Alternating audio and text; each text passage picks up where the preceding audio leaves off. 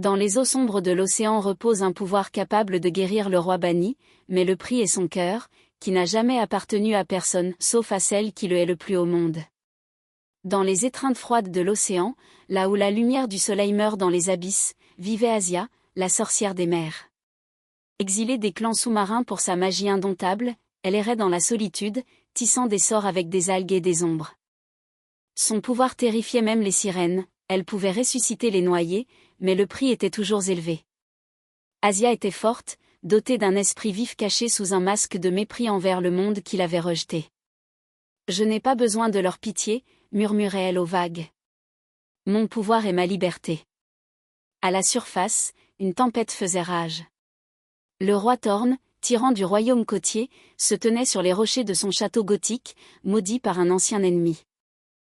Jadis terreur des mers et conquérants, la malédiction lui avait ôté les jambes transformées en appendices inutiles couverts d'écailles et la voix, ne lui laissant qu'un murmure rauque. Son passé était assombri par un traumatisme, la perte de sa sœur bien-aimée dans l'abîme marin l'avait rendu cruel et impitoyable. « Je récupérerai mon pouvoir », pensait-il en regardant l'abîme. « Même si je dois vendre mon âme. » Il l'invoqua par un rituel de sang, jetant son anneau royal dans l'eau. Les vagues s'écartèrent, et elle émergea, pâle, aux cheveux de la couleur de l'écume marine et aux yeux emplis de tempête. « Tu m'as appelé, roi monstre ?» sourit-elle avec sarcasme. « Que peut offrir un tyran à une sorcière ?» Thorn, incapable de parler, désigna ses jambes d'un geste. Son cœur se serra de répulsion et d'une étrange curiosité. « Un marché ?» murmura-t-elle. « Je te donnerai des jambes et la voix. En échange, ton premier sentiment d'amour. Lorsqu'il s'éveillera, il sera mien. » Il hocha la tête, ignorant que c'était un piège du destin. La magie jaillit, et Asia sentit une piqûre, elle était désormais liée à lui, contrainte d'être sa prisonnière au château pour que le sort tienne. « Malédiction, pensa-t-elle. Je suis dans la cage d'un monstre. » Le château de Thorn dominait les falaises comme le squelette d'un dragon ancien, avec des tours couvertes de lierre et des couloirs pleins d'échos. Asia, désormais prisonnière, marchait sur les pierres froides, ses jambes dont de la magie foulaient la terre ferme avec incertitude. Quelle ironie, songeait-elle. Moi, fille de l'océan, je marche sur la terre pour sauver un tyran. Thorn, ayant retrouvé la voix profonde, grondante comme une tempête et des jambes fortes comme jadis, la regardait avec mépris. « Tu es mon trophée, sorcière », gronda-t-il. « N'essaie pas de fuir, ou le sort se brisera et je retournerai en enfer. » La haine éclata aussitôt. Asia le voyait comme un monstre, ses yeux noirs comme l'abîme cachaient la douleur de la perte de sa sœur, mais il régnait d'une main de fer, exécutant les rebelles et conquérants des terres. « Tu crois que j'ai peur de toi ?» rétorqua-t-elle, sa voix résonnant dans la salle. « J'ai vu des horreurs des profondeurs qui t'auraient brisé. » Il lui saisit la main, la plaquant contre le mur, son souffle brûla sa peau. « Tu es mienne, par le contrat. La lutte est vaine. » Asia se libéra, mais sentit une étrange chaleur, la connexion magique, un lien d'âme né du marché, les attirait comme la marée. « C'est du venin, » pensa-t-elle en panique. « Sa proximité m'empoisonne. » Les jours au château étaient une torture. Thorn l'obligeait à assister au conseil où sa tyrannie s'épanouissait, il menaçait les royaumes voisins, planifiant des conquêtes. Asia commentait avec sarcasme, « Grand roi, mais tu crains ta propre ombre. » Il grondait, mais dans son regard apparaissait une ombre de respect. La nuit, elle entendait ses gémissements, le traumatisme du passé le tourmentait dans ses rêves. « Pourquoi ai-je pitié de lui ?» se demandait-elle. « Il est mon ennemi. » La connexion grandissait, de légers effleurements provoquaient des étincelles, mais elle résistait. Amour ? Jamais. Ce n'est qu'illusion du marché. Dans les labyrinthes du château, Asia découvrit une bibliothèque cachée remplie de parchemins interdits. Ici sont les secrets de son âme, pensa-t-elle en tournant les pages. Si je comprends le monstre, je le briserai. Thorn la surprit là, ses pas résonnaient comme le tonnerre. « Que cherches-tu, sorcière ?» demanda-t-il d'un ton menaçant en s'approchant. « Ma faiblesse ?» Elle se tourna, les yeux brillants, « Ta vérité. Tu n'as pas toujours été tyran.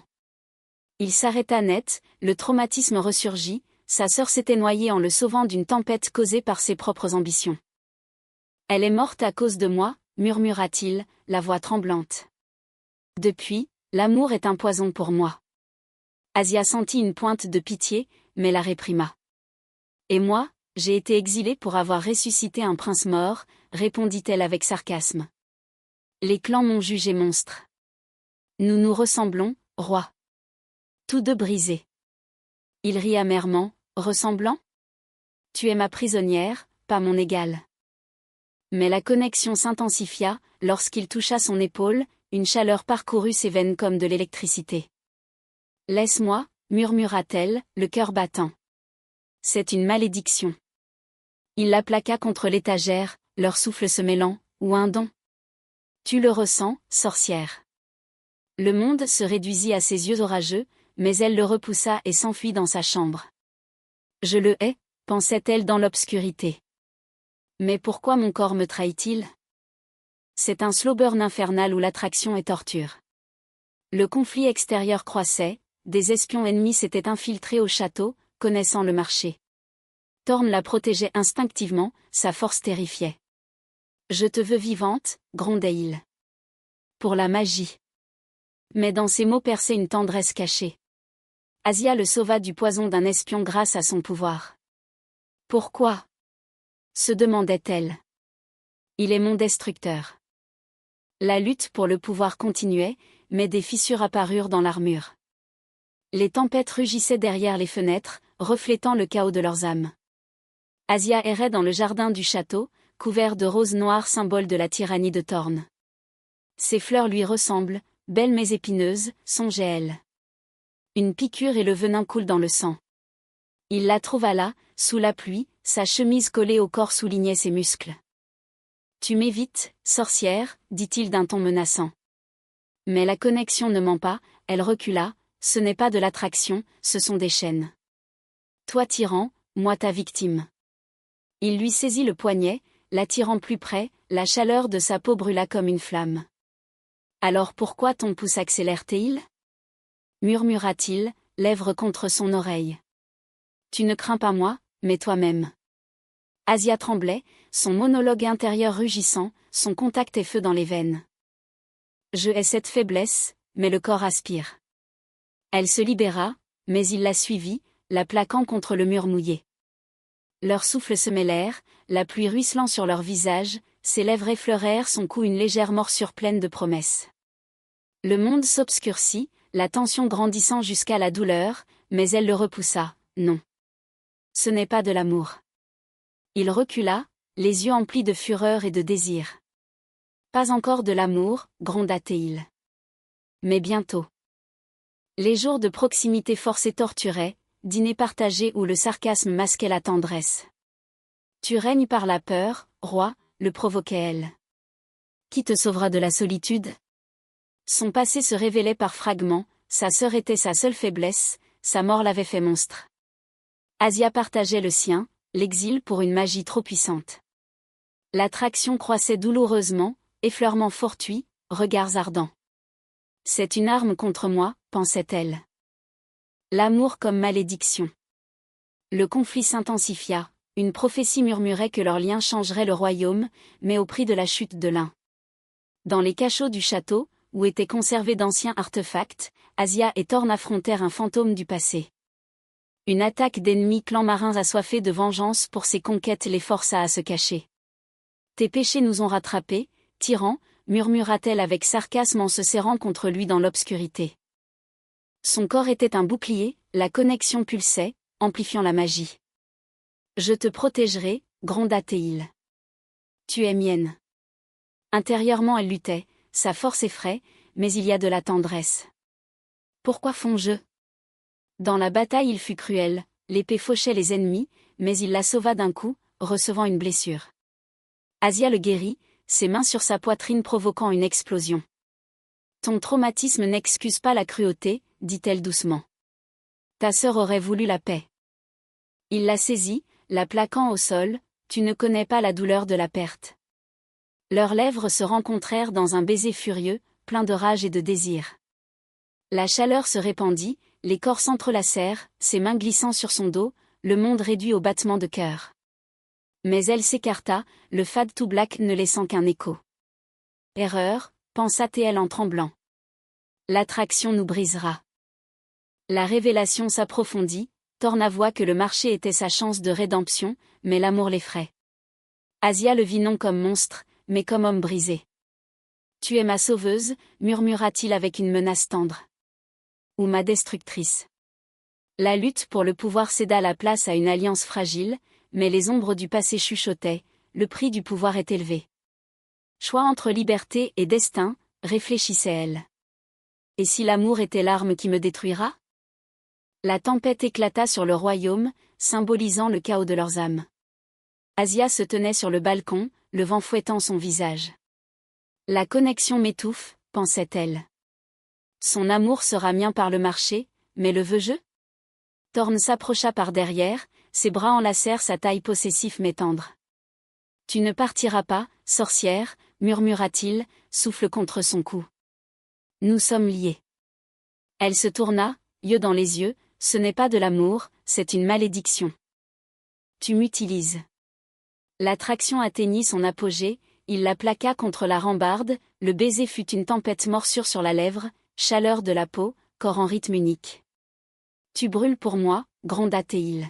« Admets-le. » Asia fondait, son monologue criant, « C'est une chute. » Son traumatisme le rend vulnérable, mais ma force est dans la résistance. Ils s'enlacèrent, la tension grandissant jusqu'à la rupture, le monde disparaissant dans leur chaleur, Fade to Black ne laissant que l'écho de gémissements. Après, le conflit explosa, les clans attaquèrent, réclamant Asia. Thorn combattit comme un démon, mais elle vit sa peur, la perdre. « Tu m'as changé » avoua-t-il. Ce sentiment, amour ? La connexion jaillit, son premier amour coula vers elle, la remplissant de pouvoir mais l'affaiblissant. C'est le prix, pensa-t-elle avec douleur. Rédemption ou chute ? Ils étaient au bord du gouffre, le choix imminent, liberté ou destin. Le sarcasme avait disparu, restait la tendresse cachée. « Tu es mon monstre » murmura-t-elle. « Mais te sauverai-je » La faim rugissait dans la salle du trône, les vagues fouettant les fenêtres brisées, l'océan se vengeait. Asia face à Thorn, la connexion se déchirant. « Ton amour est mien par le marché » dit-elle, la voix tremblante. « Je le prendrai, et tu retourneras à la malédiction. » Lui, affaibli, la regarda avec un sourire amer. « Prends-le. Mais sache, cela m'a changé. Tu es ma sauveuse et ma destructrice. » Le monologue d'Asia rugissait, le prix du pouvoir, son cœur. L'amour comme arme, mais il blesse les deux. Les clans firent irruption, exigeant sa mort. Thorn, avec ses dernières forces, protégea, mais la connexion se rompit, son amour afflua vers elle, lui donnant un pouvoir éternel mais lui ôtant la vie. « Non » cria-t-elle en le serrant. « Je renonce au marché. » La magie explosa, lui rendant jambes et voix, mais l'océan le réclama, il se dissipa dans les vagues, devenant partie des profondeurs. Asia, désormais reine des ombres, régnait avec son souvenir. « Il a changé le monde, mais le prix fut ma liberté » murmurait-elle aux vagues. L'amour fut nôtre, aigre doux. Twist, parfois, la nuit, elle entend sa voix dans le bruit de la mer, suggérant qu'il n'est pas parti pour toujours. Le lecteur se fige, la rédemption a coûté la chute, mais le destin murmure un retour.